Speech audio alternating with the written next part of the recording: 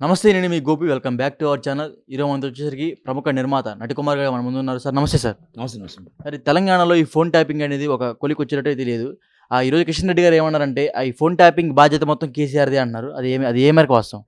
ఆయన సెంట్రల్ గవర్నమెంట్‌లో ఉన్నాడు కదా! ఇంతకుముందు సెంట్రల్ గవర్నమెంట్‌లో ఉంటప్పుడు ఫోన్ ట్యాపింగ్ జరిగేటప్పుడు ఇంటెలిజెన్స్ రిపోర్ట్ రాదా? ఇంటెలిజెన్స్ రిపోర్ట్ రాదా? ఎవరు ఫోన్ ట్యాపింగ్ జాబ్ చేసిన సెంట్రల్ గవర్నమెంట్‌లో మినిస్టర్‌గా ఉన్నప్పుడు ఆ మాత్రం తెలీదా? అంటే మీ ఇద్దరు కలిసికట్టుగా చేసి, కలిసికట్టుగా మాట్లాడి, అంత డ్రామాలు ఆడుకుంటూ, ఇప్పుడు కలిసికట్టుగా పోటీ చేస్తూ, కలిసికట్టుగా డైరెక్ట్‌గా, ఇండైరెక్ట్‌గా మీరు పోటీ చేస్తూ, ఈరోజు మీరు కేసీఆర్ గారి బాధ్యత అంటే ఎలక్షన్స్ అంట ఇది.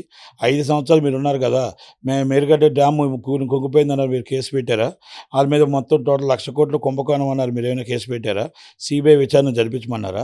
ఏ రోజున సెంట్రల్ గవర్నమెంట్ 5 సంవత్సరాలు మీరు వాళ్ళకి సపోర్ట్ చేయకుండా ఉండుంటే మీరు కేసులు పెట్టుండాలి కదా! మరి కిషన్ రెడ్డి గారు ఇప్పుడు ఎందుకు ముసలి కన్నీరు కారుస్తున్నారు? ఈరోజు కేసీఆర్ గారు తప్పు, కేసీఆర్ గారు తప్పు. ఇప్పుడు కవిత గారిని అరెస్ట్ చేశారంటే కవిత గారిని అరెస్ట్ చేయడం, కేజ్రీవాల్ గారిని అరెస్ట్ చేయాలి. కేజ్రీవాల్ గారిని మొత్తం టోటల్గా లోన్ ఇస్తే ఒక 100 సీట్లు మేము గెలవచ్చు, 100 సీట్లు పైన గెలవచ్చు అనే ఉద్దేశంతో ఇక్కడ మొత్తం వేశారు, అక్కడ కేజ్రీవాల్ని అరెస్ట్ చేశారు. అంతే కదా! మీరు దాంట్లో మరి ఏదో కొత్తగా మీరు చెప్పినట్టు ఉంటుంది. కవిత గారిని ఆల్రెడీ మీకు ఇంకా 10, 15 రోజులు వదిలేస్తారేమో. అంటే ఇప్పుడు బీజేపీ, టీఆర్ఎస్ కలిసి పనిచేస్తున్నాయంటారా? డైరెక్ట్‌గా, ఇండైరెక్ట్‌గా బీజేపీకి ఎప్పుడూ సపోర్ట్‌గానే టీఆర్ఎస్ ఉంది. ఇది వాస్తవం. కాంగ్రెస్‌కి ఏనాడు సపోర్ట్ లేదు. ప్రజాకూటమి, ఇండియా కూటమిలో ఏ రోజు లేదు. కనుక అలాంటప్పుడు మొఖాలని చిత్తశుద్ధి ఉండి, నిజంగా నరేంద్ర మోడీ గారు వచ్చి ఎలక్షన్ అప్పుడు చెప్పే బదులు అంత సిన్సియర్ అండ్ ఆనెస్ట్ అంటారు కదా నరేంద్ర మోడీ గారిని. చాలా గొప్ప వ్యక్తి అని చెప్తారు కదా! దేశానికే మనం ఇంకొక తలమాలకు అనుకుంటాం కదా! అలాంటి వ్యక్తి వచ్చి నన్ను పార్టీలోకి మాకు ఎన్డీఏలో తీసుకోండి, మా అబ్బాయిని సీఎం చేయండి అని అడిగారు అని అంటున్నారు. ఆయన చేసిన తప్పులు మేము కుటుంబ పాలన ఇవ్వము అంటారు. మీరు మొత్తం టోటల్‌గా ఇన్ని కుంభకోణాలు జరిగాయంటారు. మీరు చిత్తశుద్ధితో మీరు సిబిఐ ఎంక్వైరీ మీరు ఎందుకు వేయలేదు? మీరు ఇంటెలిజెన్స్‌లో మీకు ఆటోమేటిక్‌గా మీ సంతోష్ గారి మీద గానీ, ఇలా మీద గానీ ఆల్రెడీ ట్యాపింగ్ జరిగిందని పట్టుకున్నప్పుడు, ఆ ట్యాపింగ్‌లో మీకు ఆల్రెడీ మీకు రిపోర్ట్ ఉంటుంది. సెంట్రల్ గవర్నమెంట్ కంపల్సరీ రిపోర్ట్ ఉంటుంది. పలానా ఫోన్ ట్రాప్ అవుతున్నాయి, పలానా ఫోన్ ట్రాప్ అవుతున్నాయి అనేది వాళ్ళకి అజ్ఞాత పరిజ్ఞానం ఉంటుంది కాబట్టి వాళ్ళ దగ్గర ఉంటాయి. ఎవరి దగ్గర ఉండకపోవచ్చు. సెంట్రల్ గవర్నమెంట్ మరి ఆ రోజు కేసు ఎందుకు రిజిస్టర్ చేయలేదు? ఆ రోజు మేడిగడ్డ కుంగిపోతుందని చెప్పేసి కేసు ఎందుకు రిజిస్టర్ చేయలేదు? 1,00,000 కోట్ల కుంభకోణం జరిగిందంటే అప్పుడు కాళేశ్వరం మీద ఎందుకు కేసు రిజిస్టర్ చేయలేదు? చాలా మొత్తం కేటీఆర్ గారు ఎన్నో అరాచకాలు చేశారంటే కేసు ఎందుకు రిజిస్టర్ చేయలేదు? మరి అలాగే చాలా చాలా అరాచకాలు ఉంటప్పుడు ఒక్క రోజైనా, ఒక్కనాడైనా సెంట్రల్ గవర్నమెంట్ దాని మీద ఎంక్వైరీ రిపోర్ట్ చేసిందా? ఒక్కనాడైనా సరే ఒక ఐపీఎస్‌తో రిపోర్ట్ చేసిందా? మీరు ఒక్కనాడైనా సిబిఐ విచారణ జరిపించారా? ఈడీ విచారణ జరిపించారా? ఇవన్నీ మనం ఆలోచించుకోవాలి.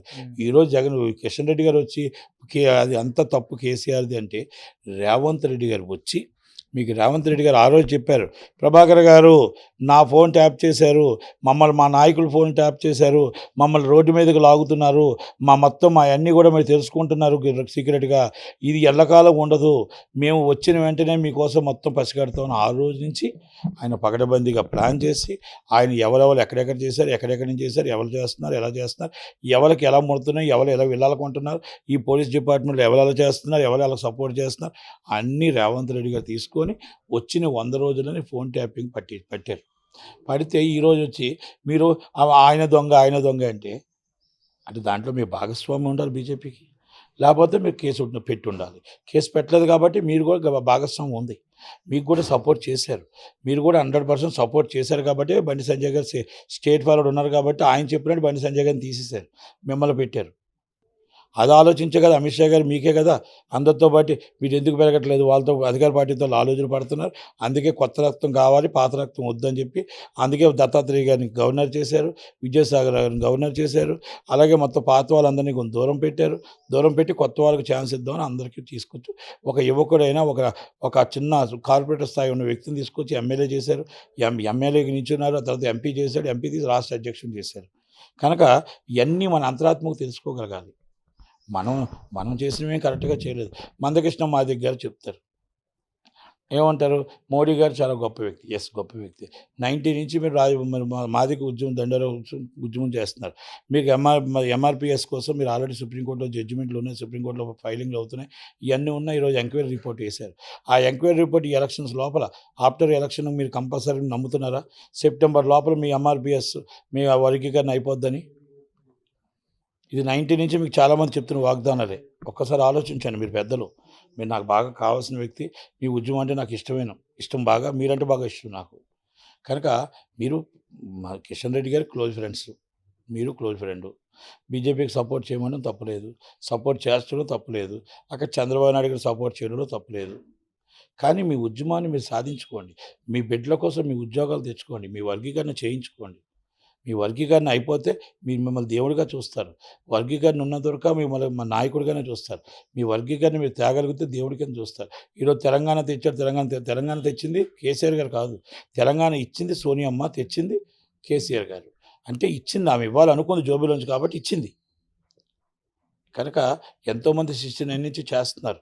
కనుక అలాగే మనం కాంగ్రెస్ పార్టీ ఇచ్చింది, కేసీఆర్ గారు తెచ్చారు. దాంట్లో నో డౌట్. ఆయన మనం అభిమానించాల్సిందే. కనుక అది అలాగే మనం మందకృష్ణ మా దగ్గర రావచ్చు. బీజేపీ అనేది వాళ్ళకి ఇద్దరికి డమ్మీలు పెట్టారు. బీజేపీ అక్కడ క్యాండిడేట్ ఉన్నారు, ఇక్కడ బీజేపీ డమ్మీ పెట్టారు. మీరు ఒక్కసారి అన్నీ చూసుకోండి. ఎంపీ సీట్లు ఎన్ని గెలుస్తారు, ఎన్ని వస్తాయో. అలాగే కాంగ్రెస్ పార్టీకి ఎన్ని వస్తాయని కాదు, కాంగ్రెస్ పార్టీ పాలన కూడా కరెక్ట్గా చెయ్యాలి. కేసీఆర్ గారు ఈరోజు ఫోన్ ట్యాపింగ్ చేయడం అనేది తప్పు. అది కేసీఆర్ గారు చేశారా, కేసీఆర్ గారు గవర్నమెంట్ చేసిందా, లేకపోతే పోలీసు వాళ్ళు చేశారా, తెలియక చేశారా, ఎవరు చేశారనేది ఆల్రెడీ ఇన్వెస్టిగేషన్ నడుస్తుంది కాబట్టి వస్తుంది. వచ్చినప్పుడు మనం ఇప్పుడు ఆల్రెడీ దీంట్లో వచ్చి వాళ్ళు చేశారు వీళ్ళు చేశారు అనడం కూడా తప్పు, కరెక్ట్ కాదు. కానీ మీ గవర్నమెంట్ ఉన్నప్పుడు ఉన్నది, ఇప్పుడే కూడా ఉంది. మీరు ఎంక్వైరీ చేయకుండా, మీరు ఆల్రెడీ మీకు ఇంటెలిజెన్స్ రిపోర్ట్ మీరు బయట పెట్టకుండా వాళ్ళని ఇప్పుడు చెప్పడం ఏంటి విడ్డూరం? కాకపోతే అంటే కాంగ్రెస్ని మీరు బ్లేమ్ చేద్దామనే కదా. ఇదే ఫోన్ ట్యాపింగ్ విషయంలో రకుల్ ప్రీత్ సింగ్ ఎవరైతే హీరోయిన్ ఉన్నారో, కేటీఆర్ గారికి రకుల్ ప్రీత్ సింగ్కి ఈ ఫోన్ ట్యాపింగ్ మధ్య ఏదో జరిగింది, ఇద్దరి మధ్య కమిట్మెంట్ జరిగింది అన్నారు. ఆ కమిట్మెంట్లో భాగంగా ఆమెకి ఒక విల్లా కూడా కొనిచ్చాను అని అంటున్నారు, బయట వ్యాఖ్యలు జరుగుతున్నాయి. దాని మీద మీరు ఏమంటారు? తప్పు. నాకు తెలియని నేను మాట్లాడను. అలాంటి వాటిలో నేను ఒక ఆడపిల్ల మీద బయట వ్యాఖ్యలు సార్. అమ్మాయికి పెళ్ళి అయిపోయింది, ప్రజలు అంటున్నారు ఆ అమ్మాయికి పెళ్ళి అయిపోయింది, రకుల్ ప్రీత్ సింగ్ పెళ్ళి అయిపోయింది, ఆ అమ్మాయికి పెళ్ళి అయింది కాబట్టి అమ్మాయి హ్యాపీగా ఉండాలి, బాగుండాలి అని కోరుకుందాం. ఆడపిల్లల మీద మనం తప్పు జరిగింది ప్రజలు అంటున్నారు, బయట ప్రజలు ఎవరైనా రోడ్డు మీద నాలుగు లేని రోడ్లు బోళ్ళు అంటుంటాయి. అలాంటి మనం పట్టించుకోకూడదు. ఆడపిల్ల ఎవరింటికైనా ఆడపిల్లకి తప్పు జరిగిందా ఒప్పు జరిగినా కూడా ఇలా బయట బహిరంగంగా మాట్లాడుకుంటూ ఆ పిల్లని అవమానించడం కరెక్ట్ కాదు.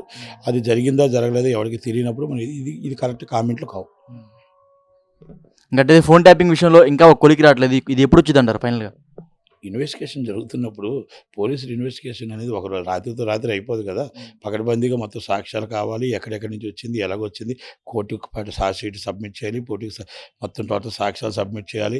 ఒకవేళ మనం అరెస్ట్ చేసామంటే వాళ్ళు బయటికి వెళ్ళకుండా 3 నెలలు 4 నెలలు ఉండేటట్టు, శిక్ష పడేటట్టు కరెక్ట్గా చేయాలి. ఇది వెరీ ప్రెస్టీజియస్ కేసెస్ కాబట్టి ఇవన్నీ కొంచెం టైం పడుతుంది, అంత రాత్రి అవ్వదు. Okay sir, thank you sir. Thank you.